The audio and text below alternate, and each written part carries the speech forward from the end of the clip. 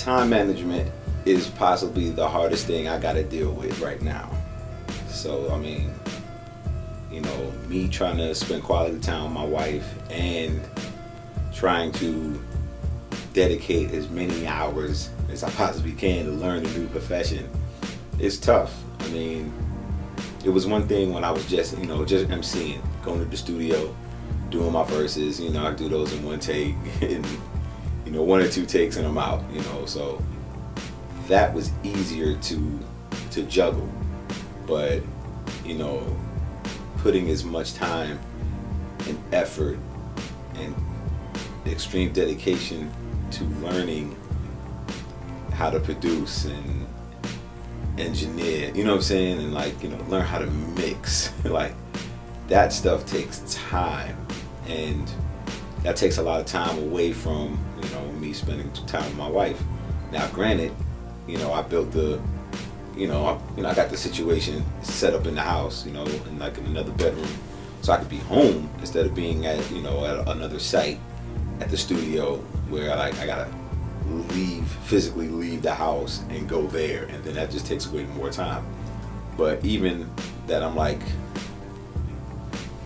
it's 5 feet away from bedroom to living room, you know, it's still a distance because of I'm in here trying to focus, the door's closed, and, you know, I mean, it's accessible, it's not like the door's locked or nothing like that, but she, you know, respects the time and effort that I'm putting into doing this. But, you know, I definitely understand, you know, we have to spend more time with each other, and, you know, I'm slowly getting better at that, you know, definitely.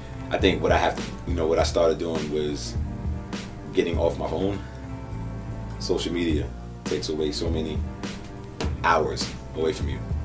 So I just recently got rid of like my personal Facebook, so now it's just Golden Era, and, you know, I only post Golden Era music information on there. So if it's like a video coming out, you know, a CD coming out, you know, new artists, you know, new writer to the site, you know, pertinent information to the label, that's it. But it won't be just random, you know, Chaundon moments.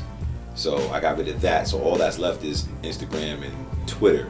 But like now I really kind of put the phone down and, you know, pay more attention to my wife. You know what I'm saying? Social media, it'll get you every time. But you take away so much time. So me staying off of that while I'm spending time with her makes the time expand.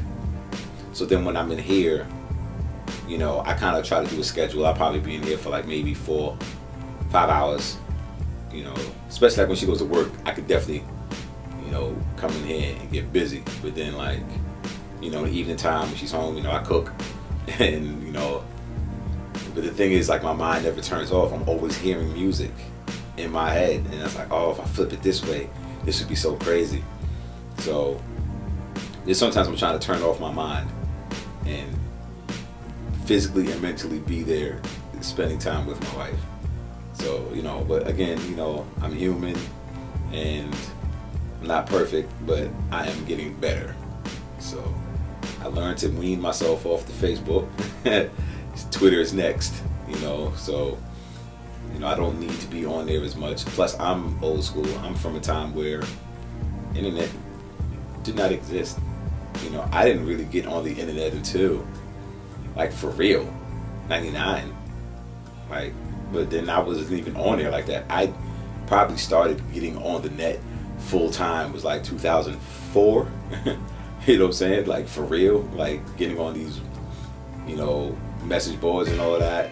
And now that, you know, stuff like Twitter has popped up like that, it's crazy. But, you know, I'm getting off of that. That's a drug. It's a terrible drug. It's a hell of a drug. You know what I'm saying? So I'm gonna say no to drugs very soon, and just bring back more balance to my personal life and my professional life. So when it comes to my, you know, my personal life, I'm gonna get to the no phone zone 100%, and then, you know, I'm gonna just strictly put business hours. You know what I'm saying? then that's what emails are for, and I can always check those in the morning. But as far as making beats, I do have to carve out some time for that because I really can't be on social media and try to make beats at the same time. The only time that'll happen is when I'm just listening to the record, and then I can be on social media. But other than that, when it's time to focus, I have to focus, because for me to be the best producer I can be, I gotta focus. But time management, I know a lot of other producers can tell this story too. I know they all go through it, because it does take a lot from you. Like I said, I mean, I barely get out to see my barber. Like stuff that I need, little stuff. I will probably be in the same clothes for 14 hours, just in here making beats, in here listening to samples, and then I'll go back and listen to old classics. I'll throw in, Hard to Earn, and see what Primo did. I'll go listen to The Main Ingredient and like imagine like the technique that Pete Rock put in to all of those joints, man. You know what I'm saying? So you definitely got to take pages from who came before you. You know what I'm saying? To carry on tradition. I'm writing my own book, but yet I'm still carrying on tradition from producers that laid down the foundation and that they're still here. I'm very honored to have Pete Rock on speed dial, and I can hit him up, and he actually answers back. So I've yet to hit him up on some how does this work. I actually want to go back to New York and sit down with him on that one. I'd rather do that, or next time he's in North Carolina, because he'll come down here and do an event with Ninth or whatever. So next time I'm just take a good hour of his time. You know what I'm saying? But time is a precious thing.